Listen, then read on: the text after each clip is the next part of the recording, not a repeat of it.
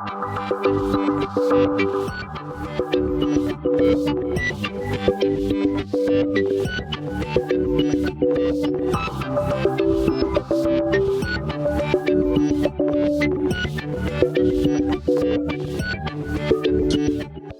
there.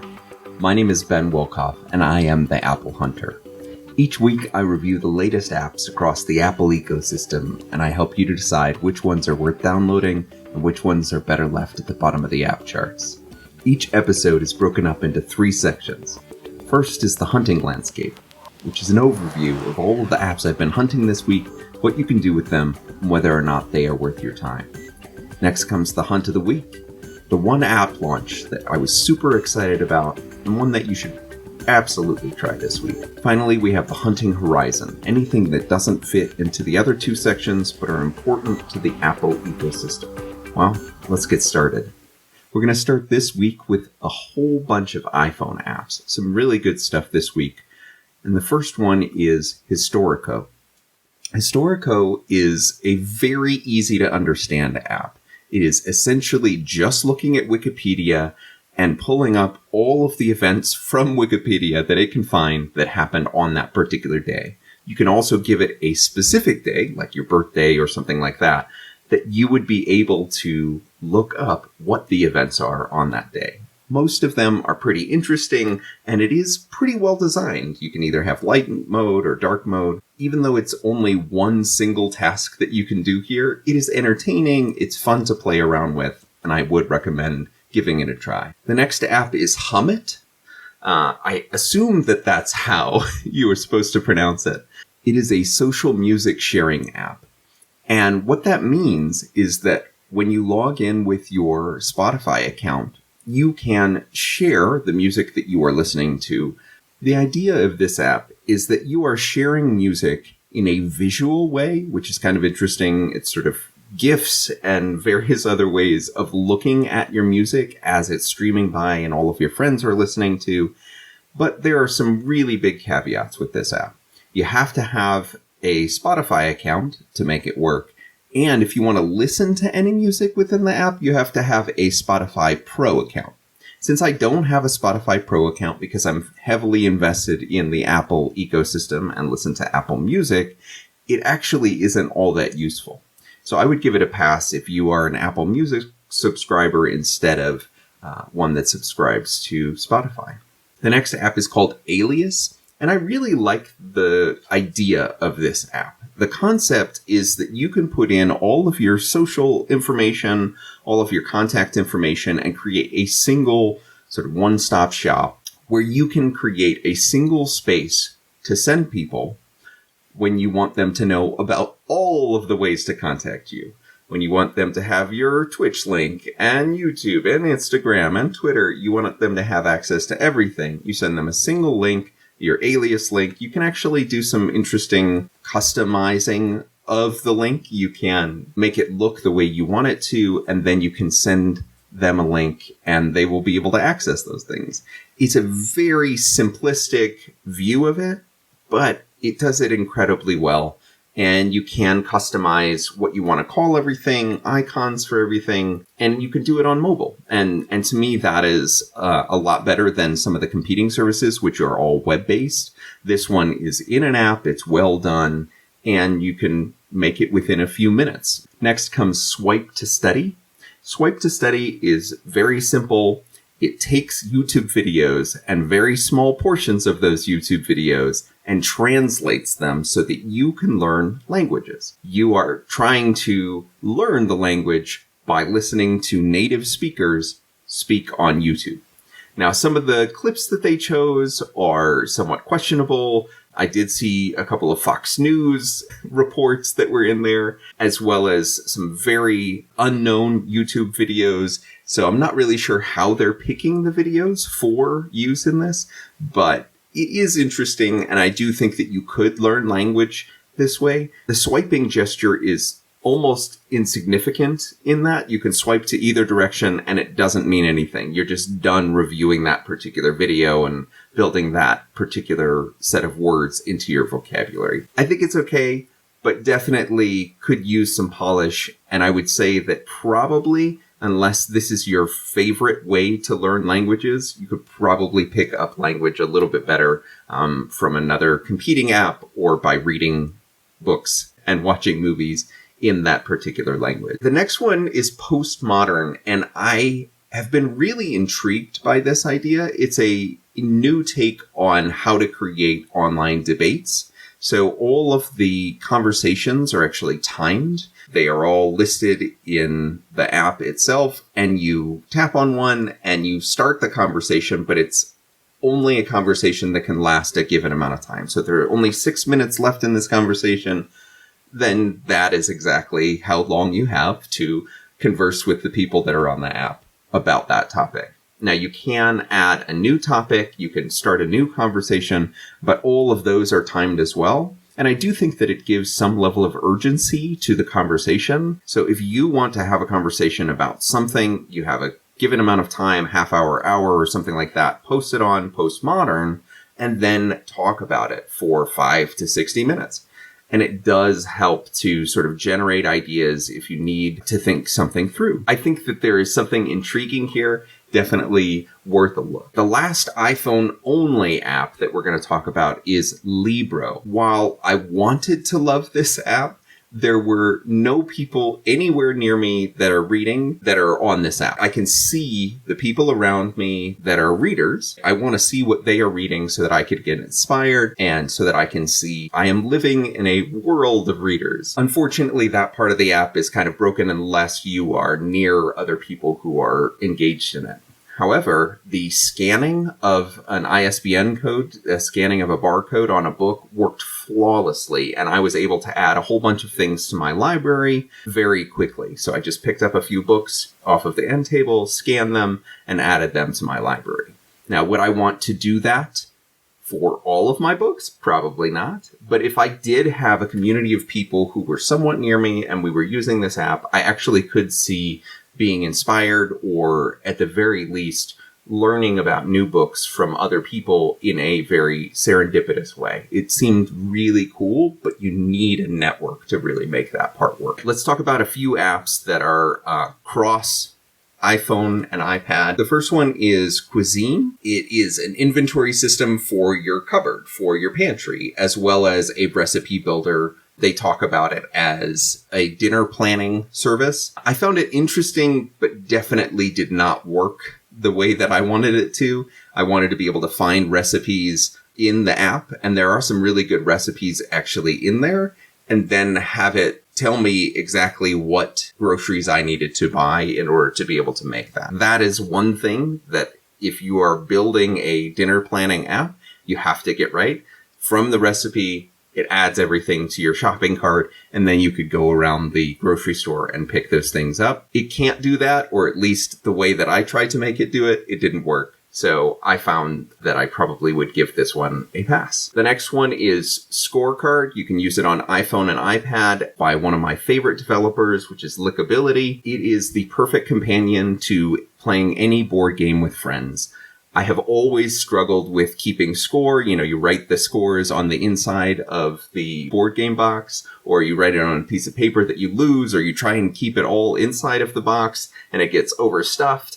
And you can never remember whose turn it is after you stop playing for a little while, or the amazing score was that your friend had that he won't ever stop talking about. It really can be something that causes friction between friends. But this app does an amazing job of keeping everything very simple. It lets you know whose turn it is. It helps you to keep score. You can keep multiple games going at any given time, and it is beautiful. It is color coordinated in the way that Lickability apps typically are, but it is gorgeous. One of my favorite features in there is that you can AirPlay what you are doing to a TV, so that way you are able, or everyone is able to see who is winning, which can be nice for the people who are winning and slightly less nice for the people who are not. And so I definitely would recommend this one. There is no free option, so it is definitely something you do have to pay for, but at $4.99 it's totally worth it if you ever play board games. The next one is an interesting one. It's called Typewise Custom Keyboard. For a while they were talking about it as a Gboard replacement, which I would definitely say that it is. A lot of people really like the speed that they can get with Gboard, but they don't want the privacy issues that comes along with a Google product. I found that the custom keyboard worked extremely well. It does take some getting used to. It's sort of a honeycomb keyboard, but it really does work well, and once you get used to it, you can go extremely fast. I wasn't able to get super fast in the time that I was testing it out, but I do like that it works entirely offline, and you don't have to share any data with Google in order to be able to have a handy way of using a custom keyboard. Last iPhone and iPad app for the day, it's called Podroom. Podroom is, at least in theory, a way to share podcasts using short snippets, like the feature that you get in Overcast that allows you to create short snippets of a podcast. That's what you get inside of Podroom, but it's a stream of people who are sharing those things. You can also listen to full-on podcasts inside of Podroom. I found it intriguing, but definitely didn't make me want to switch from my podcatcher of choice, which is Overcast. I would check in to see if there are things that I haven't seen, like podcasts I don't know about. But at the end of the day, I'm going to take podcast recommendations from friends as well as the shows that I already listen to. If they recommend a podcast, then I'm going to listen to that. I don't lack for more podcasts, and people tend to share these snippets on Twitter, which is a social network that I am actively engaged in rather than a Podroom or podcast specific social network.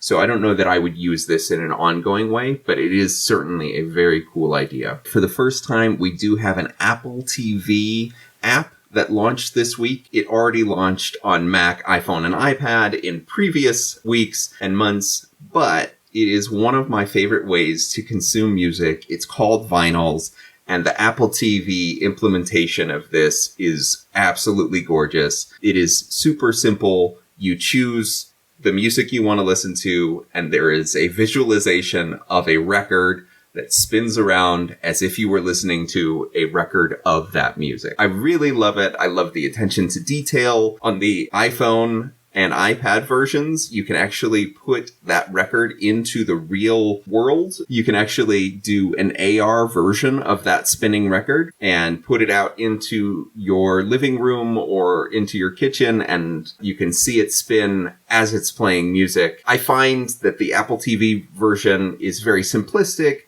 but it is absolutely everything that you might want out of a visualization of music on your TV. It doesn't need to be more complicated than a spinning record, especially one as beautiful as the one in Vinyls. Another first for the Apple Hunter, we have a Messages app. Do you remember Messages apps? They are the things that get hidden every single time that you forget they exist because you are sending a message and you are not trying to engage someone in an app sharing experience every time you are typing a message to a loved one. But I think this one actually has some legs. So this one is called the Streaming Guide. What it does is it allows you, while you're typing a message, you just open up the Streaming Guide app inside of the Messages apps, and you can share anything from any streaming service. So Netflix, HBO Max, you can share from Disney Plus, all of those different networks or different streaming platforms. If you want to share one of those shows, you just simply search it up.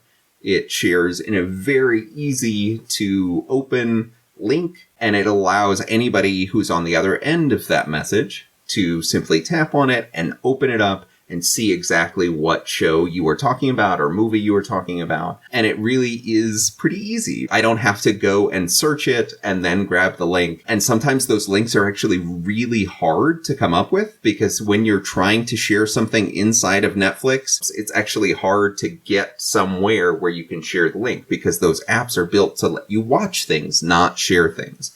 And so I actually think that this is doing a service that is fairly needed. So the Streaming Guide is the name of the app, and I would actually recommend giving it a try. We actually have 5 Mac apps to talk about this week. I'm super excited about each of them. They have something different that they are giving to the world of Mac apps. The first one is Dashword. And it is another one of these note-taking apps that is built on non-linear notes, right? Backlinking and the ability to have multiple levels of hierarchy.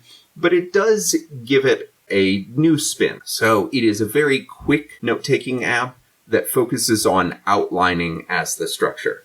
So you can tab things over, build out an entire outline, and then you can visualize it in a number of different ways so you can see spatially what idea is inside of another idea. I like it, and I think I could actually give it a try to start taking notes in there, but I would absolutely say that it is in early stages. It just got launched, obviously. I think there are some major improvements, including adding media and things like that to your notes that I think could be really valuable. But it is a beautiful and very much native Mac app. The way that it looks, the way that it works, I do recommend if you're looking for a new note taker and you want simplicity and you really love outlining things, I definitely think it's worth a look. The next one is called Buddymove, and this one is also very gorgeous. The visuals inside of this are super custom and I would say have an artist's touch. The whole scope of this app is to help you to get healthy at your Mac, essentially. It helps you to take breaks. It shows you exercises that you can do on a regular basis from your seat.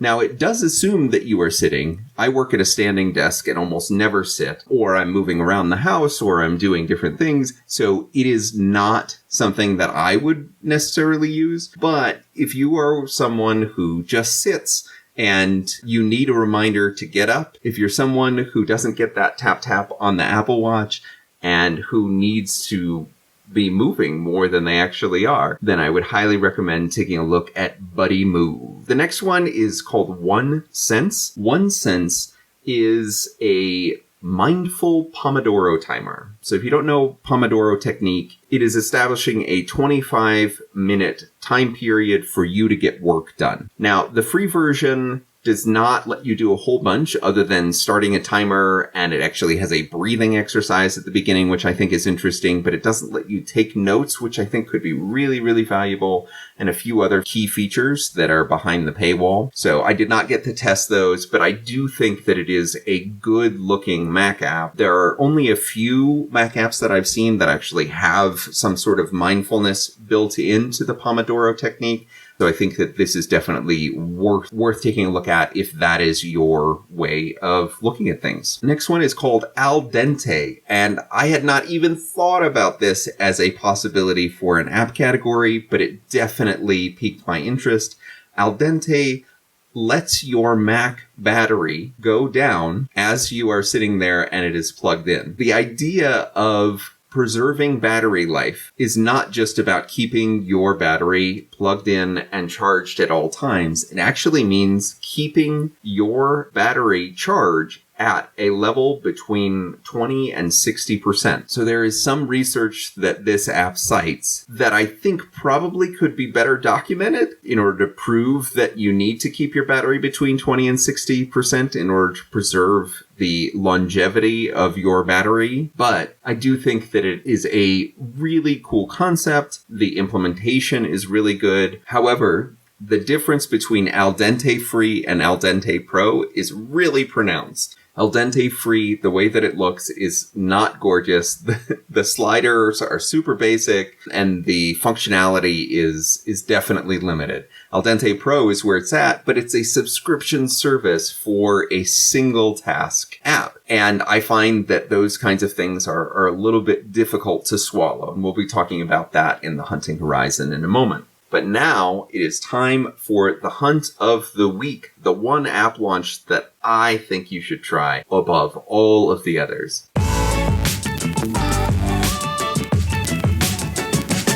And that is Reamp. Reamp hit me so hard in my nostalgia center. I was a big Winamp user back in the day. When I was in high school, I absolutely had playlist upon playlist built out. I had all of these visualizations inside of Winamp, and I loved it. That was my player of choice until iTunes came out. And the only reason I went with iTunes is because it was easier to actually manage the music. It was not a better listening experience or anything like that. So if you have nostalgia for Winamp, you absolutely should give this a try. It is a perfect representation of that previous time. It is a very simple music player at the end of the day. You can add your files and see them all listed there. You can do the visualizations like you had. You have the Winamp or Reamp equalizer. You can set it up exactly the way that you want to, but it is the most wonderful thing to take a stroll down memory lane and to realize, hey, this actually was really good. This actually was something that was worth holding on to and worth opening up occasionally to see how simple listening to music can be. It doesn't have to be streaming things. It doesn't have to be every music in the world or every song that you can think of in a playlist. It can just be a few MP3 files thrown into an application, and you can listen and watch these crazy visualizations on your screen. Highly, highly recommend Reamp this week. All right, now it's time for the hunting horizon, and I hinted at it a little bit. I want to talk about subscription pricing on unitasker apps. I subscribe to multiple apps. I just pulled up my subscriptions inside of the Settings app on my iPhone. I subscribe to Apple One. I subscribe to Airmail, which is a third-party email client. I have a subscription to SofaScore, which removes ads from that app. And I also have a subscription to Overcast. There are a couple of unitaskers out there. Those are apps that only do one thing. Airmail only does email, but it's super important to me, so I don't mind having an annual subscription. Overcast does podcasts, but I listen to podcasts every single day, so I need a podcast player that does something really well, and I want to support the developer of that podcast app. To me, that's really important, is that it has to be an essential app. A unitasker needs to be something that I could not live without in order to be able to garner my money either in a monthly way or a yearly plan, and it has to be at a price point that makes sense. Some of the apps that I mentioned today that are unitaskers have $20, $30, $40 of subscriptions for a year's worth of service. And that to me is ludicrous unless it is something that has built itself into my day, into my existence. This is a core part of the way I want to live my life. And because of that, we need to look at subscriptions as only one of the ways of funding great apps. I don't think that we need to throw away the single purchase apps. One of my favorite apps from this week, Scorecard, is $4.99. There's no two ways about it. You pay the $4.99, you get an amazing app. It is a unitasker. It doesn't make sense to have a subscription service for an app that you are using only very sparingly. How often are you playing the board games that you are going to keep track? Maybe once a week? Maybe a couple of times a week? That doesn't make sense as a core app that you need to keep on paying for.